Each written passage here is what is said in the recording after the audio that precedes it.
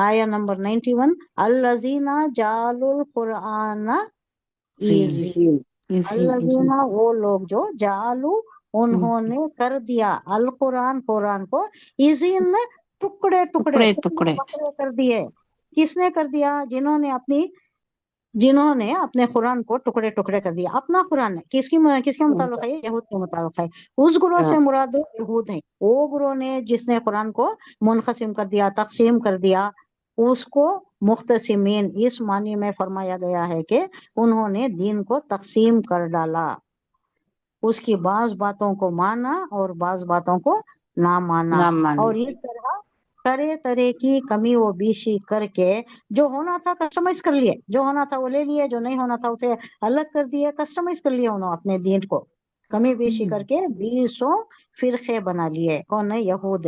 ان کے قرآن یعنی تورات، ان کے قرآن سے مراد تورات ہے جو ان کو اسی طرح دی گئی تھی جس طرح امت محمدیہ کو قرآن دیا گیا ہے.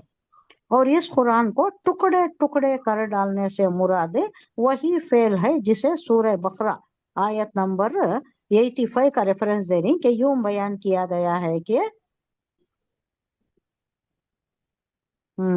افتؤمنون ببعض الکتاب وتکفرون ببعض. اللہ پوچھ رہا ہے کیا تم اس کتاب اللہ کی بعض باتوں پر ایمان لاتے ہو اور بعض باتوں سے کفر کرتے ہو؟ یعنی تم نہ جو پسند ہے وہ لیتے ہو، جو نہیں پسند ہے اس کو چھوڑتے ہو، ٹکڑے ٹکڑے کر دیتے ہو، کسٹمائز کر لیتے ہو. یہ یہود کے متعلق ہے.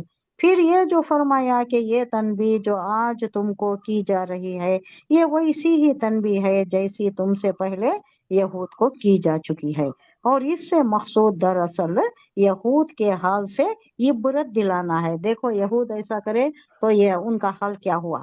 ان کا حال بہت خراب تھا، آپ کے حالت سے کمپیئر نہیں کرنا.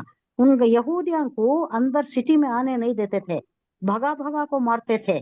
سائٹس نے مارا اور وہ بیبلون کو لے جایا گیا، انہیں مویشیوں کی طرح کھینچ کر لے جایا گیا، کہاں کہاں سے نکال کر ان کو ایک اس میں قیدیوں کی طرح رکھا گیا، اور انہیں سٹی میں آنے نہیں دیا جاتا تھا. تھوڑا وقت آنا تھا، 1-2 گھنٹے آنا تھا، کھانے پینے کی جو خوردنی اشیاء ہیں وہ لینا اور اس ٹائم کے اندر پھر واپس چلے جانا. ایسی رسوائی کی ذلت کی زندگی اللہ نے ان پر تھوپا تھا. اس کے متعلق ایک یہ بھی آتا ہے باؤ بغضب من اللہ، وہ جو ورڈ آیا ہے نا اس میں سورہ بقرہ میں، ایسی زندگی ان کو دیا تھا اللہ نے، رسوائی کی زندگی. تو ایسی زندگی یہودیوں نے خدا کی بھیجی ہوئی تنبیہات سے غفلت برتنے کی وجہ سے اللہ نے دیا تھا. تو اللہ ایک تنبیہ کر رہا ہے کہ اگر تم بھی ان کے جیسا کرو گے تو یہی حال ہوگا. انہوں نے بٹا لیا تھا، بانٹ لیا تھا، فرقے بازی کر لی تھی، ایک ٹکڑے ٹکڑے کر دیا تھا، تورات کو ٹکڑے ٹکڑے کر دیا، جو پسند تھا وہ لے لیا، جو نہیں پسند تھا وہ چھوڑ دیا.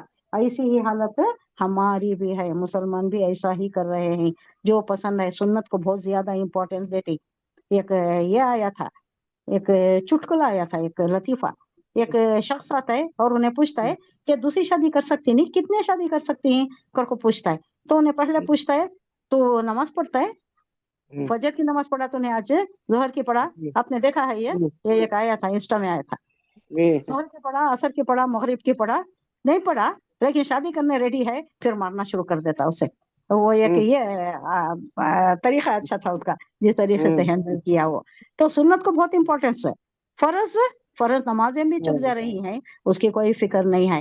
اگر اس پر غور کریں، اگر مومن اس پر آ جائے، کامل مومن ہو جائے تو یقیناً وہ جو شعر ہے اقبال کا، آج بھی ہو جو ابراہیم سا ایماں پیدا، تو ہماری حالت ضرور سدھر جاتی ہے. اللہ ضرور پہلے وہ خلافت راشدہ علامہ نہج نبوہ کے جو حالات تھی، جیسی شان و شوکت تھی، جیسا دبدبا تھا، قیصر اور کسریٰ کامتے تھے، ویسے یہ پھر دیتا ہے اللہ انشاءاللہ اگر ہماری حالت اچھی ہوئی تو.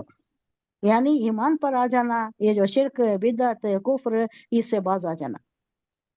اللہ ہمیں وہ توفیق دے، وہ ہدایت سے. اللہ ہر ناراضگی والے عمل سے اللہ ہماری فرمائے. اللہ کی ناراضگی والا عمل کوئی ہم سے صادر نہ ہو.